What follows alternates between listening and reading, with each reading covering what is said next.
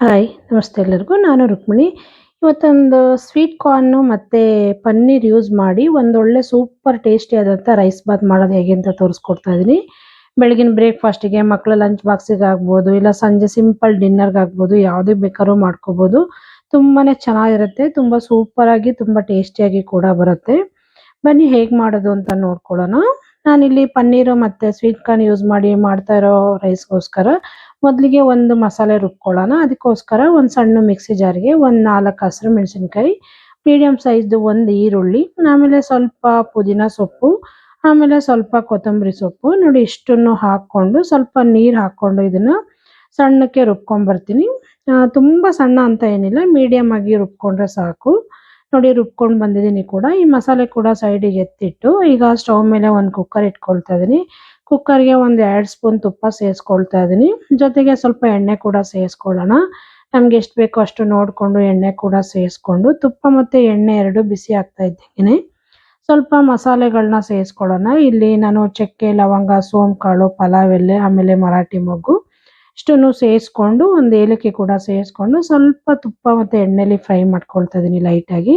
ಅದು ಫ್ರೈ ಆಗ್ತಾ ಇದ್ದಂಗೆನೆ ನಾನು ಮೀಡಿಯಂ ಸೈಜು 2 ಈರುಳ್ಳಿನ ಉದ್ದುದ್ದವಾಗಿ ಕಟ್ ಮಾಡಿ ಇದ್ರ ಜೊತೆ ಸೇರಿಸ್ಕೊಳ್ತಾ ಇದ್ದೀನಿ. ಜೊತೆಗೆ 2 ಹಸಿರು ಮೆಣಸಿನಕಾಯಿ ಉದ್ದವಾಗಿ ಕಟ್ ಮಾಡಿ ಹಾಕೊಳ್ಳೋಣ, ಫ್ಲೇವರ್ ಚೆನ್ನಾಗಿರುತ್ತೆ ಅನ್ನೋ ಕಾರಣಕ್ಕಾಗಿ. ನೋಡಿ ಇವಾಗ ಇದೆರಡೂನು ಚೆನ್ನಾಗಿ ಫ್ರೈ ಮಾಡ್ಕೊಳ್ಳೋಣ. ಒಂದಕ್ಕೊಂದು ಚೆನ್ನಾಗಿ ಹೊಂದ್ಕೊಂಡು ಇದರಲ್ಲಿರೋ ಹಸಿ ಸ್ಮೆಲ್ ಎಲ್ಲ ಹೋಗಿ ಕಂದು ಬಣ್ಣ ಬರಬೇಕು ಈರುಳ್ಳಿ, ಅಲ್ಲಿವರೆಗೂ ಇದನ್ನ ಫ್ರೈ ಮಾಡ್ಕೊಂಡು ತಗೊಂಡಿದ್ದೀನಿ. ಈಗ ಇದಕ್ಕೆ ಒಂದೇ ಒಂದು ಮೀಡಿಯಂ ಸೈಜು ಸಣ್ಣ ಟೊಮೊಟೊ ಹಣ್ಣನ್ನ ಕಟ್ ಮಾಡಿ ಸೇರಿಸ್ಕೊಳ್ತಾ ಇದ್ದೀನಿ. ಇದು ಕೂಡ ಸ್ವಲ್ಪ ಎಣ್ಣೆಲಿ ಫ್ರೈ ಆಗಲಿ ಚೆನ್ನಾಗಿರುತ್ತೆ. ಹಾಗಾಗಿ ಟೊಮೊಟೊ ಕೂಡ ಚೆನ್ನಾಗಿ ಫ್ರೈ ಆಗ್ತಾ ಇದ್ದಂಗೆನೆ ನಾನಿಲ್ಲಿ ರುಬ್ಬಿಟ್ಕೊಂಡಿದ್ನಲ್ಲ ಮಸಾಲೆ ಅದನ್ನ ಸೇರಿಸ್ಕೊಳ್ತಾ ಇದ್ದೀನಿ.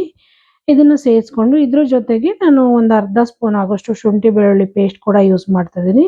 ಶುಂಠಿ ಬೆಳ್ಳುಳ್ಳಿ ಪೇಸ್ಟ್ ಇಲ್ಲ ಅನ್ನೋರು 1 ಗೆಡ್ಡೆ ಬೆಳ್ಳುಳ್ಳಿ ಆಮೇಲೆ 1 ಇಂಚು ಶುಂಠಿ ಕೂಡ ಸೇರಿಸ್ಕೊಂಡು ಮಸಾಲೆ ಜೊತೆಗೆ ರುಬ್ಕೊಬೋದು.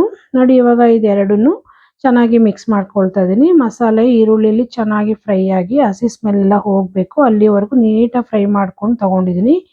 ಈಗ ಇದಕ್ಕೆ ಒಂದು ಅರ್ಧ ಸ್ಪೂನ್ ಆಗೋಷ್ಟು ಖಾರ ಪುಡಿ, ಒಂದು 1/4 ಟೀ ಸ್ಪೂನ್ ಆಗೋಷ್ಟು ಧನಿಯಾ ಪೌಡರು, ಆಮೇಲೆ 1/4 ಟೀ ಸ್ಪೂನ್ ಆಗೋಷ್ಟು ಅರಶಿನ ಪುಡಿ ಹಾಕ್ಕೊಂಡು ಸ್ವಲ್ಪ ಮೊಸರು ಹಾಕ್ಕೊಳ್ತಾ ಇದ್ದೀನಿ. ಹುಳಿಗೆ ನೋಡಿಕೊಂಡು ಸೇರಿಸ್ಕೊಳ್ಳಿ. ನಾನಿಲ್ಲಿ ಸಿಹಿ ಮೊಸರು ಹಾಕ್ತಿರೋದ್ರಿಂದ ಸ್ವಲ್ಪ ಜಾಸ್ತಿ ಸೇರಿಸ್ಕೊಳ್ತಾ ಇದ್ದೀನಿ. ನೋಡಿ ಇಷ್ಟನ್ನು ಚೆನ್ನಾಗಿ ಮಿಕ್ಸ್ ಮಾಡ್ಕೊಳ್ಳೋಣ. ಒಂದಕ್ಕೊಂದು ಹೊಂದ್ಕೊಂಡು ಮೊಸರಲ್ಲಿರೋ ಗಂಟೆಲ್ಲ ಹೋಗಬೇಕು. ಮತ್ತು ಈ ಮಸಾಲೆ ಎಲ್ಲ ಚೆನ್ನಾಗಿ ಫ್ರೈ ಆಗಿ ಎಣ್ಣೆ ಚೆನ್ನಾಗಿ ರಿಲೀಸ್ ಆಗಬೇಕು. ಅಲ್ಲಿವರೆಗೂ ಇದನ್ನು ಮೀಡಿಯಂ ಫ್ಲೇಮಲ್ಲಿ ಇಟ್ಕೊಂಡು ಚೆನ್ನಾಗಿ ಮಿಕ್ಸ್ ಮಾಡಿಕೊಂಡು ನಾನು ಬೇಯಿಸ್ಕೊಳ್ತೀನಿ.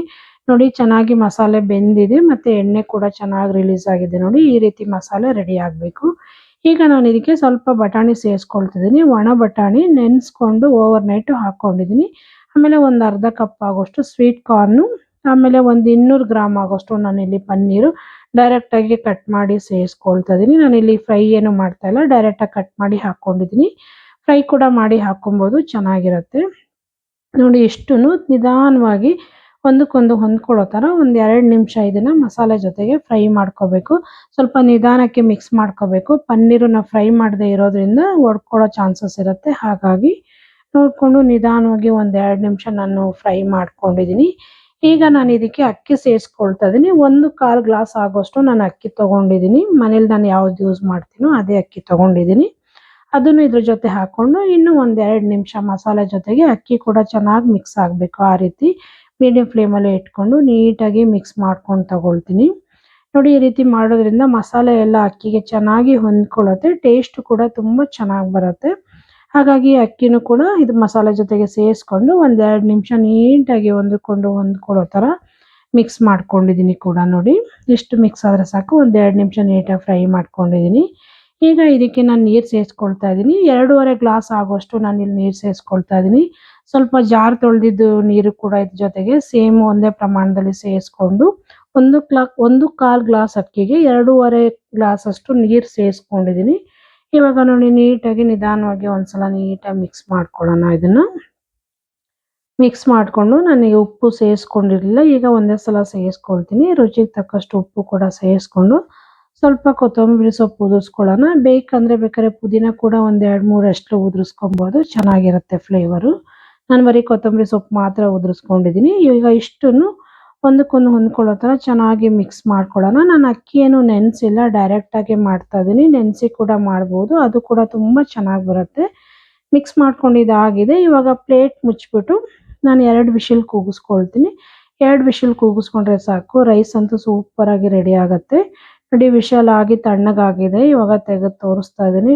ನೋಡಿದ್ರಲ್ಲ, ಪನ್ನೀರ್ ರೈಸ್ ಅಂತೂ ಸೂಪರಾಗಿ ರೆಡಿ ಆಗಿದೆ. ಬೆಳಗಿನ ಬ್ರೇಕ್ಫಾಸ್ಟ್ಗೆ ಆಗ್ಬೋದು, ಮಕ್ಕಳು ಲಂಚ್ ಬಾಕ್ಸಿಗೆ ಆಗ್ಬೋದು, ಇಲ್ಲ ಸಂಜೆ ಟೈಮು ಸಿಂಪಲ್ ಆಗಿ ಡಿನ್ನರಿಗೆ ಕೂಡ ಮಾಡ್ಕೊಬೋದು. ತುಂಬ ಸೂಪರಾಗಿ ಬರುತ್ತೆ. ಜೊತೆಗೆ ಮೊಸರು ಆಗ್ಬೋದು, ಇಲ್ಲ ಚಟ್ನಿ ಆಗ್ಬೋದು, ಏನು ಬೇಕಾದ್ರೂ ಯೂಸ್ ಮಾಡ್ಕೋಬೋದು. ತುಂಬಾ ಚೆನ್ನಾಗಿ ಸೂಪರ್ ಟೇಸ್ಟಿಯಾಗಿ ಬರುತ್ತೆ. ನೋಡಿ ಈ ರೀತಿ ನೀವು ಒಂದ್ಸಲ ಟ್ರೈ ಮಾಡಿ ನೋಡಿ, ಹೇಗೆ ಬಂತು ಅಂತ ತಿಳಿಸಿ. ನೋಡಿ, ಪನ್ನೀರ್ ರೈಸು ನಿಮಗೆಲ್ಲ ಇಷ್ಟ ಆಯಿತು ಅಂದ್ಕೊಳ್ತೀನಿ.